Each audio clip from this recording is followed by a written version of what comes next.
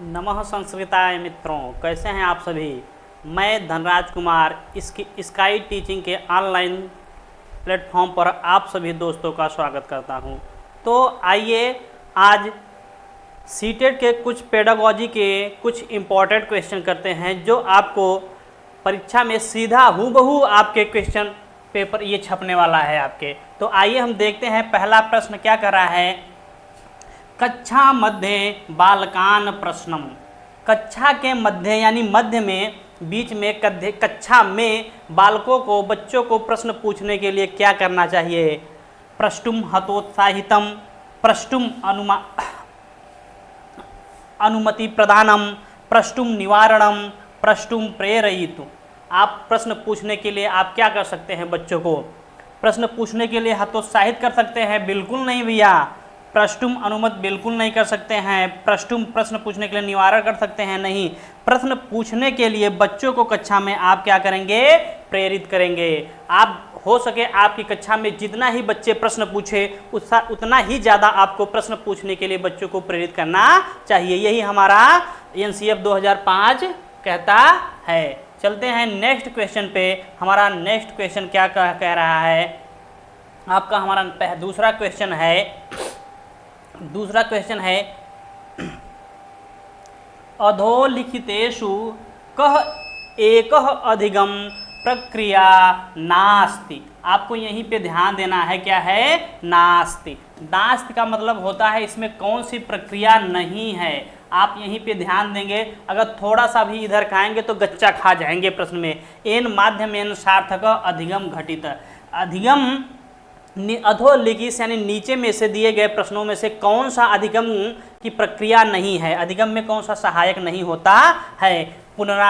पुनरावृत्ति अभ्यासम च और निर्देशनम च संचालनम अन्वेषणम पारस्परिक क्रिया च कंठस्थीकरणम। कंठस्थीकरण जहाँ आ जाए आपको वहीं पे क्या कर देना है, आपको रोक देना है कंठस्थीकरण। जहाँ भी कंठस्थीकरण दिखे आपको वो, क्योंकि कंठस्थीकरण निगेटिव होता है। तो आपका कंठस्थीकरण बिल्कुल नहीं होगा। इसमें नास्ति पूछा है तो आपका नास्ति में हो जाएगा कंठस्थीकरण। कंठस्थीकरण और स्मरण बिल्कुल यही हो जाएगा आपका आंसर, क्योंकि इसमें नहीं पूछा है तो जो गलत है वही सही है, क्योंकि पूछा वही है। तो चलते हैं अगले क्वेश्चन की तरफ। हमारा अगला क्वेश्चन क्या कहता है कि बालकः प्रभावी अधिगम करोति यदा। यदा यानी जब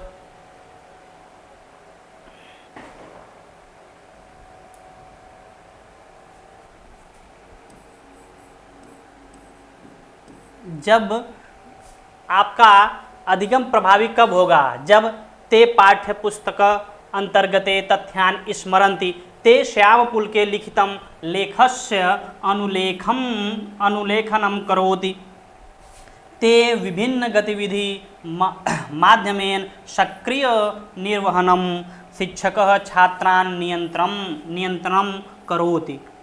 तो आपका आंसर हो जाएगा कि उसमें ते मतलब वे जो पाठ्य पुस्तक के अंतर्गत जो तथ्यान है उसको स्मरण करके, जैसा ही पाठ्य पुस्तक में दिया गया है वैसा ही स्मरण करके बिल्कुल नहीं होगा। आप क्या विभिन्न ते श्याम फल के लिखितम लेखस से अनुलेखम करो, जिस प्रकार से श्यामपट पे लिखा गया है वैसा ही आपको लिख लें, बिल्कुल नहीं, ये भी नहीं हो जाएगा। और क्या शिक्षक छात्रान नियंत्रण, जो शिक्षक हैं छात्रों को नियंत्रण करते हैं, बिल्कुल नहीं कर सकते हैं छात्रों को नियंत्रण। छात्रों को सिर्फ क्या कर सकते हैं, वो निर्देश दे सकते हैं। तो हमारा आंसर हो जाएगा सी। चलते हैं हम नेक्स्ट क्वेश्चन की तरफ। हमारा चौथा क्वेश्चन क्या कह रहा है, मूल्यांकनम कीदृशम अधिगमे सहायतम करोति। मूल्यांकन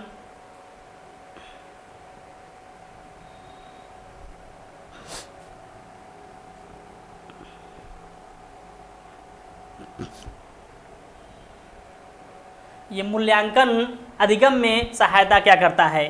शिक्षण अधिगम प्रक्रिया एकः भागः केवलम अंकः निर्धारणम निमित्तार्थे लिखित स्वरूपाधारितम एकम भिन्न गतिविधि उत्पाद्यते। ये क्या बोल रहा है कि शिक्षण अधिगम जो मूल्यांकन होता है, आपको पता होना चाहिए कि शिक्षण अधिगम का ही मूल्यांकन एक भाग होता है, न कि उसका एक अभिन्न अंग होता है, बिल्कुल नहीं होता है। लिखित स्वरूप होता है, बिल्कुल नहीं होता है।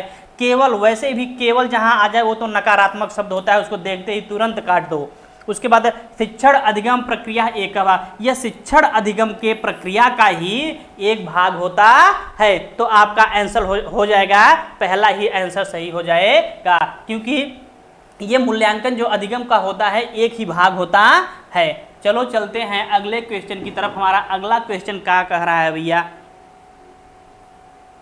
अगला क्वेश्चन है येन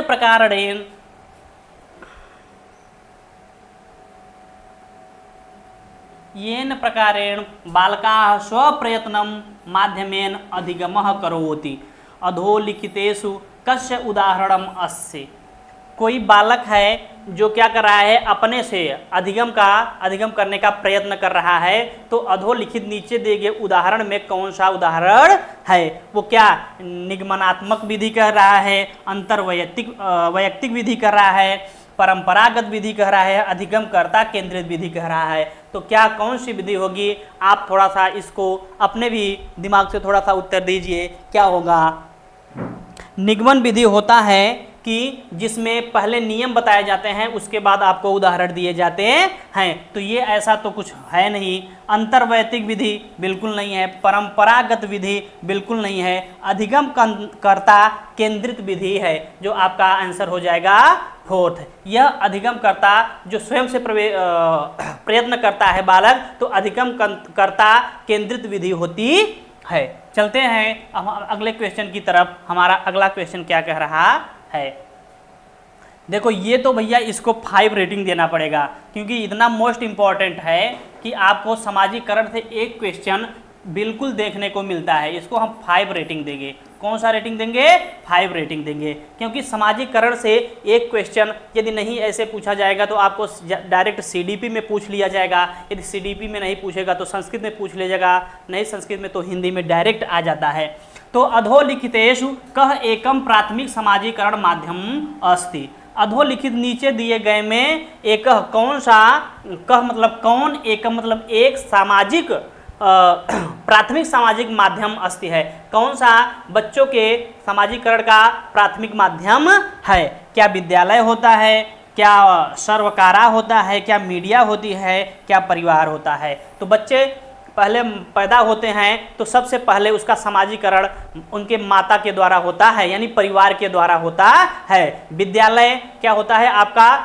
द्वितीयक सामाजिकरण में आ जाता है। तो इसमें आपका आंसर हो जाएगा परिवार। परिवार से ही बालक का पहला सामाजिकरण स्टार्ट होता है।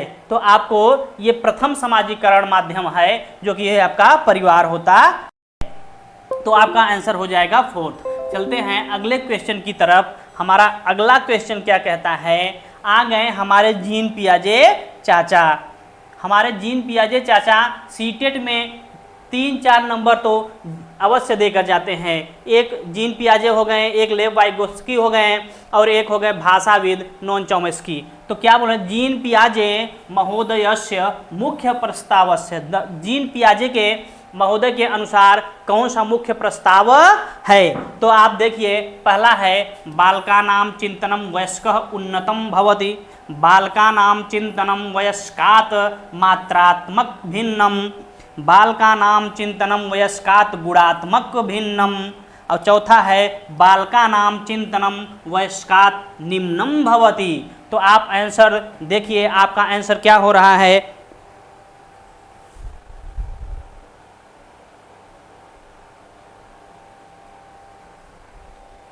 तो आपका पहला क्या बोल रहा है? बालकानां चिंतनम वयस्कात् उन्नतम भवति। बालकों का जो चिंतन है वयस्कों से उन्नत अर्थात ज़्यादा होता है, या तो बालकों का जो चिंतन होता है वयस्कों से मात्रात्मक भिन्न होता है, बालकों का चिंतन वयस्कों से गुणात्मक भिन्न होता है, या क्या बोल रहा है? वयस्कों से निम्न अर्थात कम होता है। तो क्या होता है?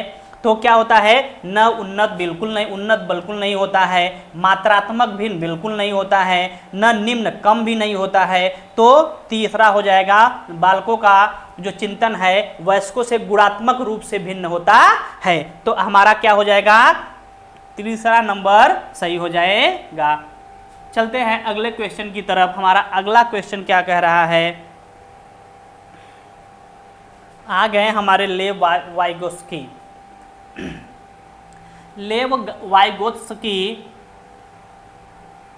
महोदय अनुसारेण यम मौखिकः संवादं बालकः स्वयं करोति तम कथ्यते।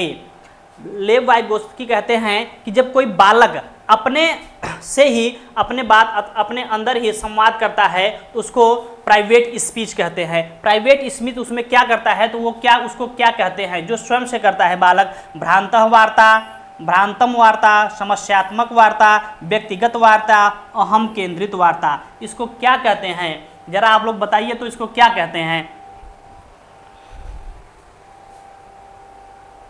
तो जो बच्चा होता है अपने से करता है तो उसको व्यक्तिगत वार्ता कहते हैं, न भ्रांतम वार्ता कहते हैं, न समस्या तो उत्पन्न कर ही नहीं सकता है। अहम केंद्रित वार्ता ऐसा तो है कुछ नहीं है, व्यक्तिगत प्राइवेट स्पीच बनाते हैं। बच्चे कभी आप लोग देखते हो एग्जाम के समय क्या करते हैं कि हमें अपने से ही अपने अंदर ही बात करते रहेंगे, हमें ये पेंसिल हमने रख लिया, अच्छा हमने मिट्टा रख लिया, हमने इरेजर रख लिया, सब कुछ हमारी एडमिट कार्ड कहाँ है, वो आपस में ही अपने आप से ही स्व मनन करते हैं। तो उसी को बोलते हैं प्राइवेट स्पीच, यानी व्यक्तिगत वार्ता। तो हमारा इसका आंसर हो जाएगा 3। चलते हैं अगला क्वेश्चन हमारा क्या कह रहा है, एकम पारस्परिक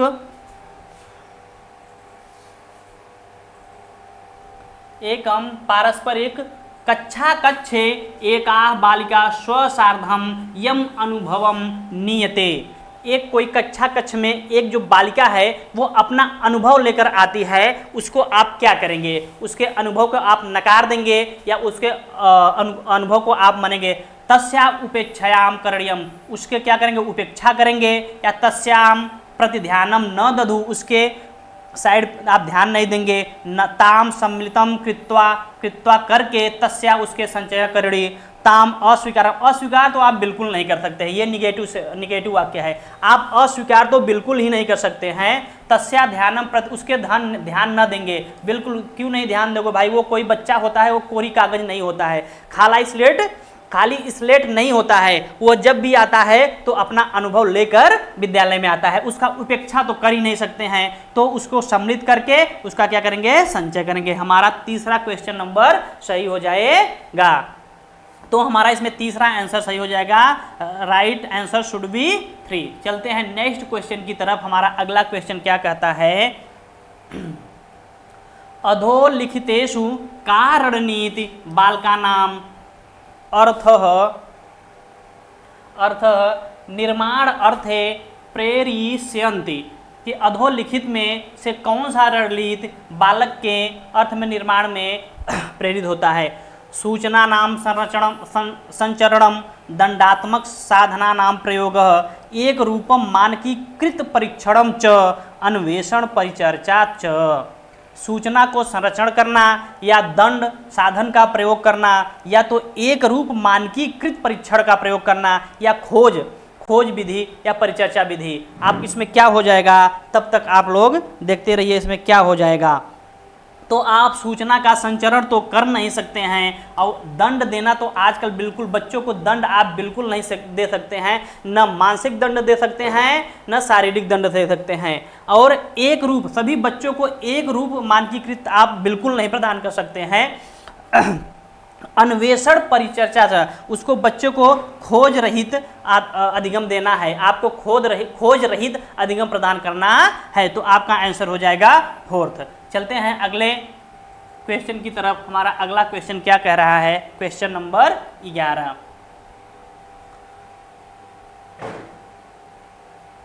क्वेश्चन नंबर 11 क्या रहा है, एकाह शिक्षिका स्वछात्रेषु, एक कोई शिक्षिका है, स्व मतलब अपने छात्रों को आलोचनात्मक चिंतन कीदृशं वर्धयितुं शक्नोति, अपने छात्रों को आलोचनात्मक चिंतन बढ़ाने के लिए क्या कर सकती है? केवलम सूचना या पुनरुत्पादनम कृत्वा मुहुर्मुहुर अभ्यासम कृत्वा विषयस्य भावबोधनम एतत् सुनिश्चितं करणीय यत्र छात्रस्य अधिगम सम्यक् विचारम तथा सहज ज्ञानम उक्तम अनुमानम प्रोत्साहनम। तो क्या हो जाएगा, आप लोग जरा सा सोच करके बताइए।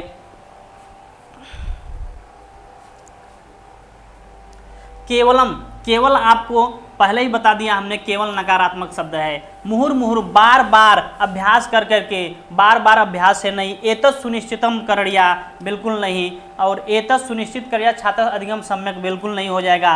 विचारम तथा सहज ज्ञान उत्तम अनुमानम, आपको उसके विचार को सहजता से और अनुमान करने के लिए उसको प्रोत्साहित करना चाहिए। तो आपका आंसर हो जाएगा 4th। आपका अगला क्वेश्चन की साइड चलते हैं। आपका 12वां क्वेश्चन क्या कहता है?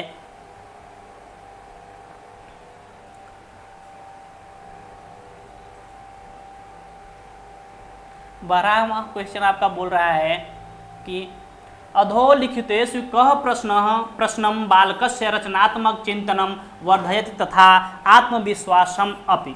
अधोलिखित नीचे दिए गए कह मतलब कौन से प्रश्न में बालकों का रचनात्मक चिंतन वर्धयत मतलब बढ़ता है तथा उसका आत्मविश्वास अपि मतलब भी, और उसका आत्मविश्वास भी बढ़ता है। कौन से प्रश्न में? भारतीय मानचित्रे उत्तर प्रदेशस्य भौगोलिक स्थितः क भारतवर्षस्य राजकीय राजधानी कः अस्ति। भवतः आप नगरे कृतः जलम आयाति तथा केन माध्यमेन जल संचरणं भवति। जल संरक्षणं क सर्वोत्तम उपाय भवितुं शक्यते। आपका आंसर क्या कह रहा है, आप लोग देख करके बताइए। तो क्या बोल रहा है, भारतीय मानचित्र में, ये हमारा जो मानचित्र है उसमें उत्तर प्रदेश की भौगोलिक स्थिति क्या है। ये तो 1 लाइनर प्रश्न हो गया, इसमें आपका रचनात्मक चिंतन लगेगा नहीं। भारतवर्ष का राजकीय राजधानी जो कि दिल्ली है, ये 1 लाइनर क्वेश्चन हो गया, इसमें भी उसका रचनात्मक चिंतन नहीं बढ़ सकता है। और भवत आप नगरे, आपके यहाँ नगर में किस साइड से पानी आता है और कैसे उसको जल को संचरण कर सकते हैं, इसमें भी नहीं, ये 1 लाइनर क्वेश्चन हो गया। जल संरक्षणस्य क सर्वोत्तम उपाय, आप जल संरक्षण के लिए सबसे अच्छा संरक्षण उपाय आप बता सकते हैं। इसमें आपका रचनात्मक चिंतन बढ़ सकता है। तो आपका आंसर हो जाएगा 4th। चलते हैं अगले क्वेश्चन की तरफ। हमारा अगला क्वेश्चन क्या कहता है, क्वेश्चन नंबर 13वां। अब आ गया समावेशी शिक्षा। समावेशी शिक्षा से आपको सीटेट में 2 नंबर तो एकदम फिक्स हैं, किसी न किसी प्रकार से। या तो आपको पेडागोजी में देखने को मिलेगा, या तो आपको इसको हम देते हैं 5 स्टार रेटिंग। समावेशी शिक्षा अधोलिखितेषु किम सम्मिलितम। समावेशी शिक्षा में अधोलिखित नीचे दिए गए में से क्या सम्मिलित है? छात्रान प्रति मानक पाठचर्या, बालकस्य योग्यता अनुसारम तस्य वर्गीकरण, बालकानां व्यक्तिगतम अंतरम अभिज्ञाय, पाठ्यचर्या मध्ये सरलीकरणम, विशेष छात्राणां कृते व्यावसायिक शिक्षा प्राविधानम। आप क्या बोल रहा है आपका आंसर कि छात्रों को प्रति मानक पाठ्यचर्या बिल्कुल नहीं होना चाहिए। उसको बालकों के योग्यता के अनुसार उनको क्या करना चाहिए, वर्गीकरण। आप तो बच्चों को समावेशी शिक्षा में आप वर्गीकृत नहीं करते। समावेशी का शिक्षा का मतलब होता है सभी एक छत के नीचे शिक्षा, सभी को एक साथ शिक्षा दी जाएगी। कोई विशेष समावेश कोई भी बालक ऐसा नहीं होगा, सबको एक साथ शिक्षा दी जाएगी। विशेष छात्राणां कृते व्यावसायिक शिक्षा, किसी विशेष छात्र को व्यावसायिक शिक्षा प्रावधान किया जाएगा, ऐसा बिल्कुल नहीं है। आपका आंसर हो जाए बालका व्यक्तिगत अंतर अभिज्ञाय पाठ्यचर्या के माध्यम से उसको सरलीकरण किया जा सकता है। चलते हैं हम, आपका आंसर हो जाएगा 3। चलते हैं अगले क्वेश्चन की तरफ। हमारा अगला क्वेश्चन क्या कहता है, अधोलिखितेषु अधोलिखित मतलब नीचे दिए गए, कह मतलब कौन, आंतरिक अभिप्रेरणायाम उदाहरण, आंतरिक अभिप्रेरणा का कौन सा उदाहरण है। शिक्षकं प्रभावितुं परियोजना कार्यस्य पूर्णीकरं व्यक्तिगत आनंद अर्थे एकं वाद्ययंत्रं वादनं पुरस्कारः राशि हेतवे प्रतियोगितायाः प्रतिभाभागं शिक्षिकात् भीत निरंतरम स्व अध्यायाम।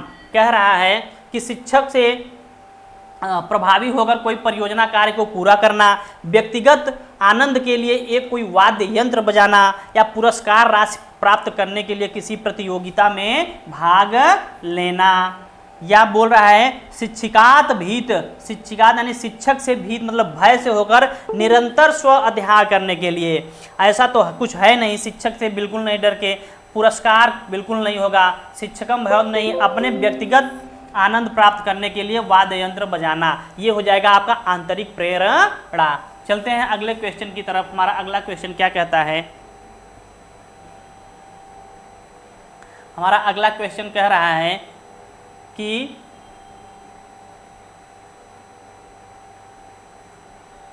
भाषायाः संदर्भे अधोलिखितु कतमम उक्ति न समाचीन। आपको न ध्यान देना है, यदि आप न नहीं देखेंगे तो आप तुरंत गच्चा खा जाएंगे और एक नंबर आराम से आसानी से गंवा करके चले आएंगे। तो भारतस्य भाषिक विविधता एकः जटिल चुनौती अस्ति। बहुभाषिकता बालकानां स्मृतयाः निर्माणं करोति। भाषाः परस्पर संपर्कः संवादनं कुर्वन्ति। भाषागत विविधता एक समस्या अस्ति। तो आपका क्या आंसर हो जाएगा? आप लोग जरा सा सोच करके बताइए कि आपका आंसर क्या हो जाएगा।